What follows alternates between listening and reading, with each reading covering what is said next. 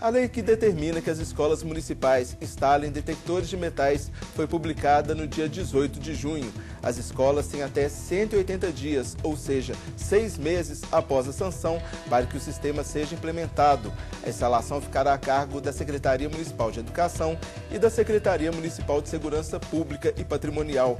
Em média, um detector de metal custa R$ 2.000, o que sugere um gasto inicial de R$ 82.000 para a instalação de pelo menos um portal em cada um dos 41 colégios incluídos na lei. Como será a instalação desses equipamentos? É o que você confere no Câmara Entrevista, que começa agora.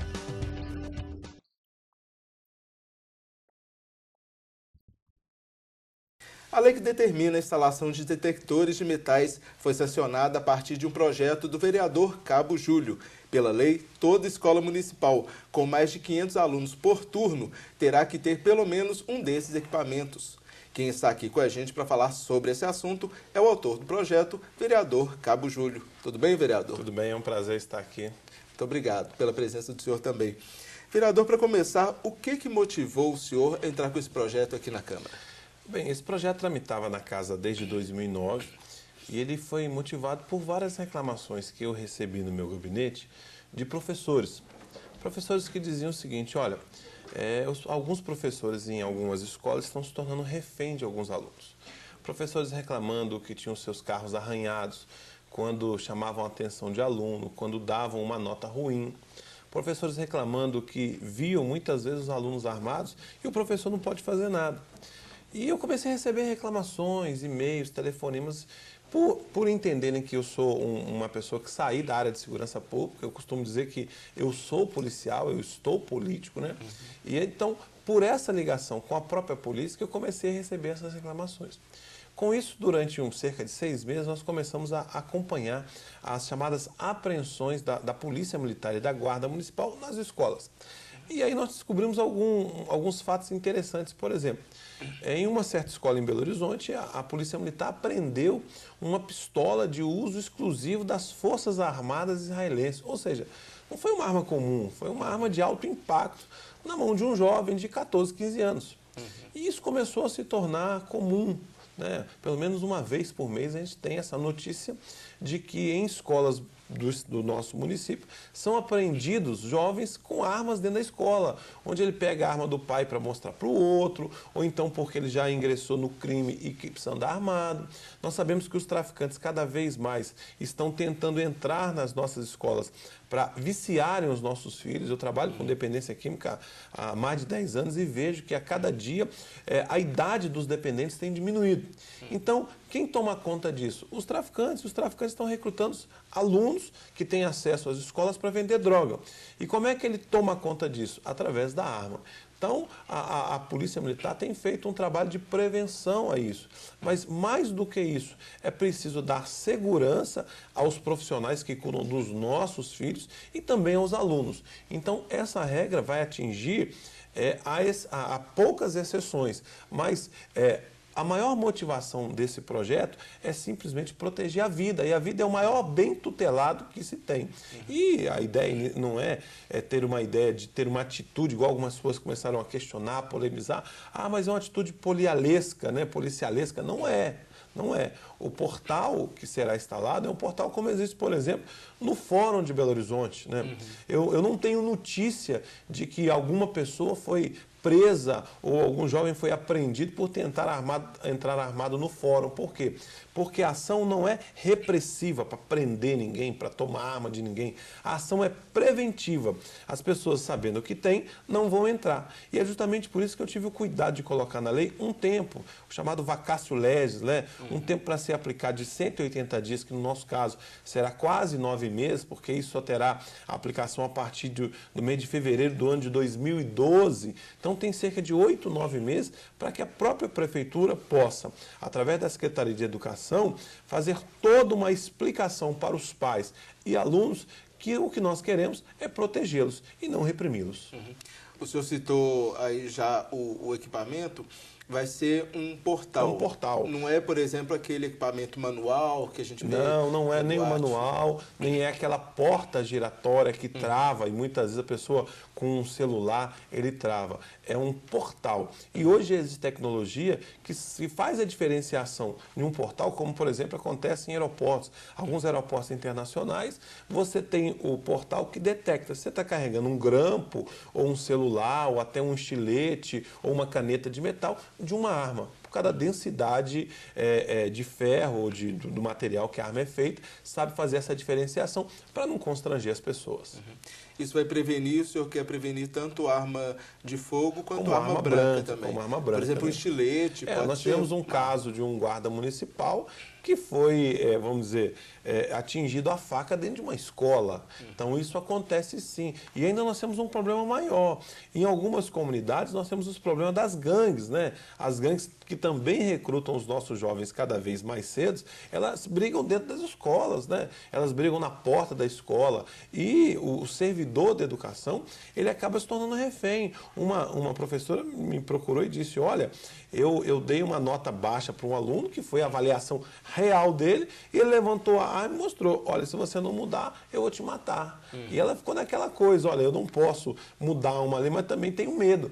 E ela vai fazer o quê? Vai chamar a polícia até vai lá, mas depois a polícia vai embora, e aquela professora vai estar ali naquela comunidade mais um ano letivo, ou então vai pedir demissão. Então, situações como essas ocorrem. E repito, depois com esse tempo de demonstrar para a sociedade, para os pais, e você vê, diante da polêmica dessa lei, o maior apoio que eu recebi foi dos pais dos alunos, da Associação de Pais e Mestres, dizendo, olha, nós realmente temos problemas com os nossos filhos. E isso vai trazer um pouco mais de tranquilidade, porque boa parte do dia os nossos filhos passam na escola. O senhor falou aí de agressão aos professores, né? A gente tem visto muitos casos, inclusive, de agressão também entre alunos, né? O chamado bullying, que está muito comum. Então, se tem uma arma ali presente na escola, um bullying pode acabar tendo uma tragédia. Exatamente, né? E a gente entende, até os anos que eu passei na Polícia Militar, que quando uma pessoa entra armada, e às vezes até para constranger uma pessoa a fazer isso, né? E aí ela se torna vítima desse bullying, né? O outro aluno não tem coragem de dizer. Fula, professora ou guarda municipal, policial, tem um menino armado ali. Por quê? Porque senão ele vai sofrer represália para isso. Então o aparelho, ele tira também essa responsabilidade de um outro aluno de dizer que tem alguém armado. Então isso é muito bom, porque vai colocar o professor vai saber que ele pode ficar tranquilo, que não tem ninguém armado ali para ameaçá-lo. Então isso é bom. Como a outra criança também vai poder saber que não vai sofrer ameaça de arma de fogo ou de arma branca dentro da escola, porque o detector de metal não permite isso. O senhor acredita que essa medida também possa inibir outros delitos, como o consumo e o tráfico de drogas, por exemplo? Olha, o consumo e o tráfico não, porque o próprio portal ele não detecta isso, mas ele vai causar uma diminuição, porque o traficante não vai ter mais aquela pessoa ou até o aluno armado para tomar conta daquele menino que vende a droga, né? E esse projeto ele já começou, inclusive, até a ser copiado, né? Eu já recebi de pelo menos umas 8 ou 9 câmaras municipais, de vereadores de outros municípios, que pediram cópia da lei para também apresentarem projetos na sua cidade para que isso aconteça. E até a Assembleia Legislativa, depois da sanção dessa lei, já pediu cópia, algum deputado pediu cópia dessa lei e já, inclusive, apresentou para ser uma lei implementada em todo o estado de Minas Gerais. Ou seja, a lei chegou para ficar. Então, o senhor acredita também que essa medida possa ser estendida às escolas estaduais? Estaduais, sim. E aí a gente sai da circunscrição do município de Belo Horizonte e ser estendido também para todo o estado de Minas Gerais. Essa é a medida que um projeto a nível estadual possa alcançar. E o senhor acredita que essa medida também possa ser mais efetiva naqueles locais de maior violência, principalmente em áreas de risco, né, vilas e aglomerados, por exemplo? Olha, nós tivemos o cuidado de colocar uma limitação nesse projeto. Qual é a limitação? Escolas com mais de 500 alunos por turno. Então, as chamadas grandes escolas, para ter ideia, esse projeto inicialmente só vai atingir cerca de 40, 42 escolas no município de Belo Horizonte. Eu acredito que depois ela possa ser estendida para outras escolas em outro número, né? Como eu disse, a lei veio para pegar e está sendo copiada. Mas o que acontece? Nós sabemos que as escolas maiores estão nos locais de maior aglomeração de pessoas. Isso é natural, essa proporcionalidade. E nesses locais é que acontece muitas vezes as brigas de gangues e a entrada de armas, né? E é por isso que a gente, num primeiro momento, até para fazer uma fase experimental, colocou uma limitação para que esse projeto alcance escolas de grande potencial de alunos.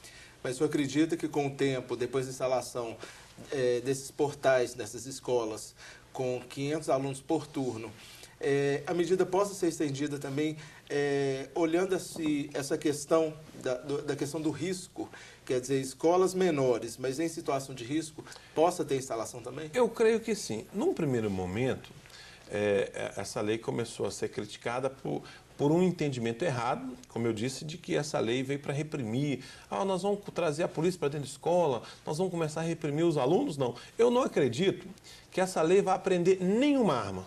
Não acredito, sinceramente. Como eu disse, não se tem notícia no fórum ou nos parlamentos que se tem apreensão de arma. Porque as pessoas serão inibidas de tentar entrar com uma arma de fogo por saber que tem um detector de metal. E com isso, com essa diminuição dessas apreensões de arma de fogo ou até de arma branca, eu creio que isso deve ser estendido mais à frente para escolas com um menor número de alunos por turno. Vereador, e na prática, como que vai funcionar? Como é que vai ser feita? Vai ter uma revista? Como é que vai ser? Na realidade, o projeto ele diz o seguinte, que todas as pessoas, sem exceção, têm que passar por lá. Ou seja, então, as pessoas que entram dentro da escola, quem quer que seja, passará por esse detector de metal. Quando foi criada a Guarda Municipal, que foi uma ideia minha ainda em 2000, quando fui candidato a prefeito de Belo Horizonte, foi a ideia de criar a Guarda Municipal. Por quê? Nós tínhamos dentro das escolas os policiais e faltava policiais nas ruas. A ideia foi criar a Guarda Municipal, para a Guarda Municipal atuar aonde? Nas escolas municipais, nos postos de saúde, e com isso o policial ir para a rua. Então, já existe uma previsão legal de que o guarda municipal atue nas escolas, e principalmente aquelas escolas maiores, que é a escola onde o detector de metal será inicialmente colocado ali. Então, esse guarda municipal virá operar esse portal. Uma vez que detectado, o guarda municipal, obviamente, vai fazer a revista no material. Como eu disse, acho pouco provável que aconteça qualquer tipo de constrangimento, porque ninguém é louco de tentar entrar com uma arma numa escola onde sabidamente, antecipadamente, se sabe que tem um detector de metal. Então isso é uma cultura que vai sendo enraizada nos alunos, de forma que, com certeza, não teremos nenhum tipo de problema. E até porque que essa prevenção, ela tutela o maior bem dos alunos e dos professores, que é a vida. E a gente sabe que a arma de fogo mata e mata mesmo. Alguns críticos, né, inclusive ao projeto, alegam que isso vai atrasar muito a entrada dos alunos, que muitas escolas cobram pontualidade. O que o senhor pensa em relação a isso? Como eu disse, eu acho que nada justifica uma pessoa entrar com uma arma na escola. Né? E ainda que atrase num primeiro momento até isso se tornar uma cultura e tudo é um aprendizado, eu acho que ainda que atrase num primeiro momento, nós teremos a tranquilidade que ninguém vai perder a vida dentro de uma escola. Nós vimos isso e uma coisa que motivou até num segundo momento que esse projeto estava tramitando na casa desde 2009, foi o caso do Rio de Janeiro, né? O caso do Rio de Janeiro, em alguns outros locais, mas o caso do Rio de Janeiro deu maior visibilidade, né? Onde uma pessoa entrou com uma arma e matou várias pessoas. Aquilo não aconteceria aqui. Por quê? Porque a escola onde aconteceu tinha mais de 500 alunos por turno. E se tivesse detector de metal, certamente não aconteceria aquilo. Então, o que acontece? No primeiro momento, certamente causará um congestionamento até que as pessoas se preparem para isso, aprendam a conviver com o detector de metal. Mas, ainda que demore, eu prefiro que demore e não morra ninguém do que ser pontual e ter o risco de acontecer o que aconteceu no Rio de Janeiro, que foi lamentável e ganhou a mídia mundial aquele caso. Pois é, o senhor acabou de citar a tragédia do Rio de Janeiro, né, que emocionou o mundo inteiro e chocou principalmente o Brasil, né, nossos políticos. Agora, o projeto do senhor é anterior a essa tragédia. Ele é de 2009. O senhor já temia naquela época que algo parecido pudesse acontecer aqui? Como eu disse, a motivação desse projeto foi de reclamação de próprias pessoas do meio, mães de alunos e próprios servidores, professoras. Então, eu já me antecipei quase 2 anos antes. Então, essa tragédia no Rio de Janeiro, ele só deu visibilidade à aplicação desse projeto e ao projeto. Mas ele já tramita há quase 2 anos aqui na casa e passou por todas as comissões. E depois da tragédia, houve uma maior rapidez na aprovação do projeto do senhor e na sanção, né? O senhor acredita que esse fato tenha motivado também essa maior rapidez? Nós não podemos deixar de entender que muitas das legislações que acontecem no Brasil acontecem, lamentavelmente, depois de que um fato ruim aconteceu. E nós temos, por exemplo, exemplos da Lei dos Crimes Hediondos, que aconteceu depois de uma tragédia, a própria Lei 9.099, que é a dos crimes de menor potencial ofensivo, quando se detectou que as prisões estavam muito cheias em razão de crimes de menor potencial. Então, certamente, as coisas que acontecem, elas motivam a mudança da legislação e motivam, inclusive, os legisladores a mudarem de opinião ou acelerarem a tramitação do projeto. Isso é natural.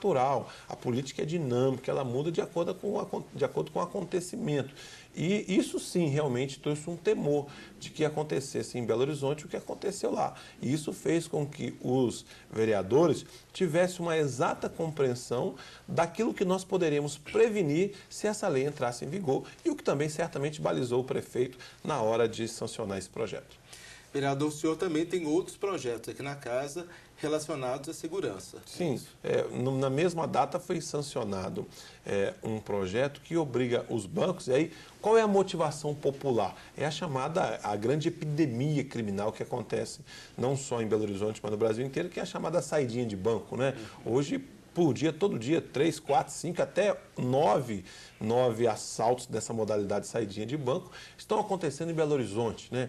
Então está se tentando várias formas de coibir isso, através da chamada cabine, mas também um projeto da minha autoria que se tornou lei, determinar que para que consiga o alvará de localização, que é concebido pela prefeitura, concedido, a prefeitura que concede, uma vez que o poder público municipal não pode legislar sobre bancos, mas a gente pode legislar sobre o alvará de localização de bancos. Então, no mesmo dia foi sancionado pelo prefeito de Belo Horizonte uma lei também de minha autoria que diz que todos os bancos deverão ter, e aí sim, o detector de metal com a porta giratória. Nós temos alguns bancos em Belo Horizonte que, lamentavelmente, não têm. As pessoas entram e saem com armas, circulam sem nenhum problema porque não tem a porta detector de metal. Para ter ideia, no posto de atendimento aqui da Câmara Municipal tem uma porta detector de metal para evitar que pessoas entrem com dinheiro, e a gente sabe que as quadrilhas que trabalham com saidinha de banco, todas elas trabalham armadas. Então também é uma área que eu me preocupo,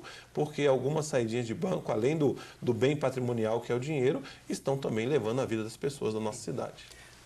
Pois é, a gente vê um crescimento desse tipo de delito, né, desse tipo de prática, inclusive também nas casas lotéricas. Isso é uma questão séria hoje em dia. Né? Várias casas lotéricas já têm aquela cabine blindada, ou seja, quem vai fazer a sua aposta ou pagar a sua conta, ela passa o dinheiro por debaixo, é quase que um túnelzinho onde passa ali. Ou seja, você não tem mais aquele buraco na tela onde você pode apontar uma arma, no vidro você apontar uma arma para a pessoa.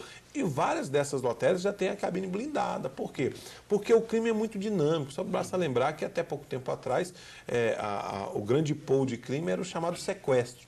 A polícia se preparou para isso, a Polícia Civil de Minas é muito bem preparada e prendeu 100% dos sequestradores que haviam praticado ao longo dos últimos anos. Aí o crime migrou para quê? Para o sequestro relâmpago, onde o assaltante, né, o sequestrador, ele fica com a vítima um menor tempo.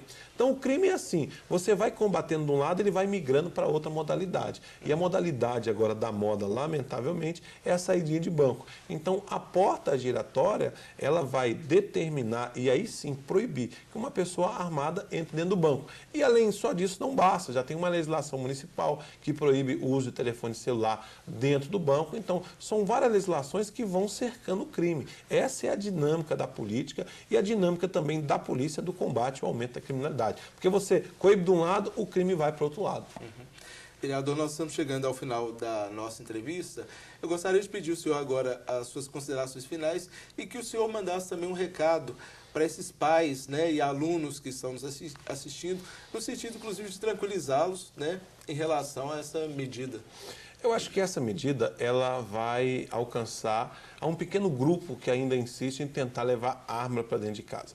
Os pais podem ficar tranquilos que a gente teve o cuidado de ter um tempo para que o seu filho ele seja explicado, ensinado o porquê disso, o porquê disso é para que você tenha tranquilidade. Que quando você mandar o seu filho para a escola, e a gente passa uma boa parte do tempo na escola, que o seu filho não será alvejado por uma arma de fogo, não será alvejado por uma faca, e que você tenha tranquilidade que o seu filho está ali para aprender e aprender com segurança, porque o crime também tem entrado dentro da escola. Basta lembrar que nos Estados Unidos e em alguns estados, quando o traficante é pego a menos de 500 metros das escolas, ele tem a pena em dobro. Então a nossa ideia é prevenir, para que você fique tranquilo, para que o seu filho não terá problema nenhum.